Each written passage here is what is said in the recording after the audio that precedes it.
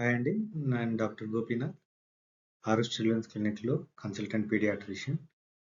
ఇవాళ మనం hand, foot and mouth disease అనే ఒక వైరల్ ఇన్ఫెక్షన్ గురించి డిస్కస్ చేద్దాము. హ్యాండ్, ఫుట్, మౌత్ డిసీజ్ అనేది ఒక ఇన్ఫెక్షియస్ కంటేజియస్ వైరల్ డిసీజ్. అంటే ఇది ఒకరి నుంచి ఒకరికి చాలా త్వరగా వ్యాప్తి చెందుతుంది. ఇది సాధారణంగా 5 సంవత్సరాల లోపు పిల్లలకి ఎక్కువగా చూస్తాము. 5 సంవత్సరాలు పైబడిన పిల్లలకు కూడా ఈ డిసీజ్ రావచ్చు.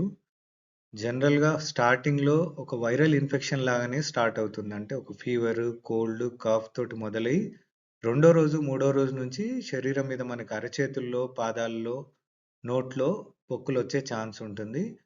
మోషన్ ఎళ్ళే దగ్గర బంప్స్ మీద కూడా ఈ ర్యాషెస్ వస్తాయి.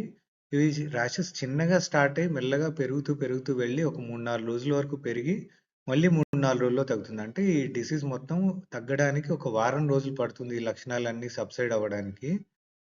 నోట్లో ఈ పొక్కులు ఉండడం వల్ల మెయిన్‌గా పిల్లల్లో ఓరల్ ఇంటేక్ తగ్గిపోయి ఒక్కోసారి డీహైడ్రేషన్ కూడా వెళ్ళే ఛాన్స్ ఉంటుంది.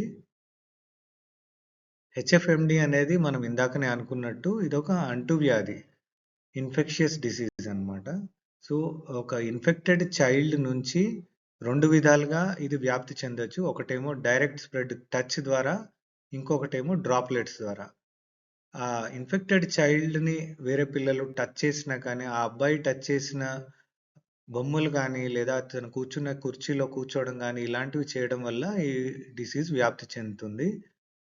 హెచ్ఎఫ్ఎండీ డిసీజ్ ఉన్న పిల్లలు కాఫ్ చేసినప్పుడు, స్నీజ్ చేసినప్పుడు డ్రాప్లెట్స్ అనేవి రిలీజ్ అవుతాయి. దీంట్లో ఈ వైరల్ పార్టికల్స్ ఉంటాయి. ఇది నార్మల్ చిల్డ్రన్‌కి కాంటాక్ట్‌లోకి వచ్చినప్పుడు వాళ్ళకి కూడా ఈ డిసీజ్ స్ప్రెడ్ అయ్యే ఛాన్స్ ఉంటుంది.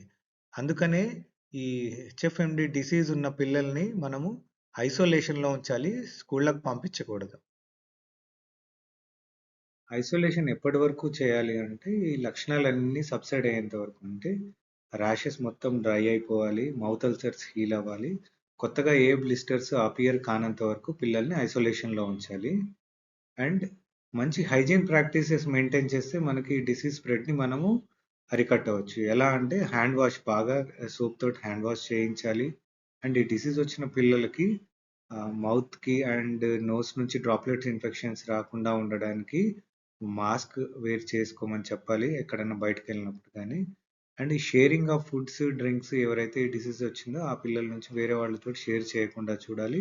అండ్ ఈ డిసీజ్ ఉన్న పిల్లలు ఏవైతే సర్ఫేసెస్ కాంటాక్ట్‌లోకి వచ్చారో వాళ్ళ బొమ్మలు గానీ, ఏదైనా కూర్చున్న చైర్స్ గానీ అలాంటివన్నీ కూడా డిస్ఇన్ఫెక్ట్ చేస్తే మనము ఇది డిసీజ్ స్ప్రెడ్‌ని మనం ప్రివెంట్ చేయొచ్చు.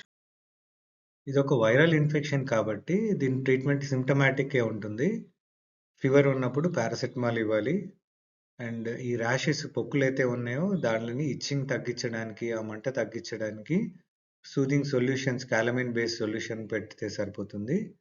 అండ్ నోట్లో పొక్కులకి మౌత్ అల్సర్ జెల్స్ ఉంటాయి. ఆ జెల్స్ పిల్లలు ఫీడ్ ఇచ్చే ముందు, తినిపించే ముందు ఒక 2-3 మినిట్స్ ముందు అప్లై చేస్తే ఆ ఏరియా మొత్తం అనస్థెటైజ్ అయిపోయి వాళ్ళకి నొప్పి రాకుండా ఉంటుంది. దేర్‌బై వాళ్ళ ఓరల్ ఇంటేక్ ఇంప్రూవ్ అవుతుంది. మెయిన్‌గా ఫ్లూయిడ్స్ ఎక్కువ ఇవ్వాలి పిల్లలకి అండ్ రెస్ట్ ఇవ్వాలి. అండ్ ఐసోలేషన్‌లో ఉంచుతున్నాము పిల్లల్ని స్కూళ్ళకి పంపించకుండా ఇంట్లోనే ఉంచి రెస్ట్ ఇస్తే సరిపోతుంది. చాలామంది పేరెంట్స్ ఈ హెచ్ఎఫ్ఎండీ డిసీజ్ ఉన్న పిల్లల్ని తీసుకొచ్చి ఇది చికెన్ పాక్సా అని డౌట్ ఎక్స్‌ప్రెస్ చేస్తుంటారు. సో, సింపుల్‌గా దీంట్లో మనం చూడాల్సింది ర్యాష్ మనకి పొట్ట మీద, వీపు మీద గాని ఉండి అక్కడ స్టార్ట్ అయ్యి అక్కడి నుంచి మనకి చేతుల, కాళ్ళకి ఎక్స్‌టెండ్ అయితే అది చికెన్ పాక్స్. ఈ హెచ్ఎఫ్ఎండీ హ్యాండ్, ఫుట్, మౌత్ డిసీజ్‌లో మనకి పొట్ట మీద గాని, వీపు మీద గాని జనరల్‌గా ర్యాషెస్ రావు. అండ్ స్టార్ట్ కావడం మాత్రం ఖచ్చితంగా చేతులు, కాళ్ళు పామ్స్ అండ్ సోల్స్‌లోనే ఇన్వాల్వ్ అవుతుంది.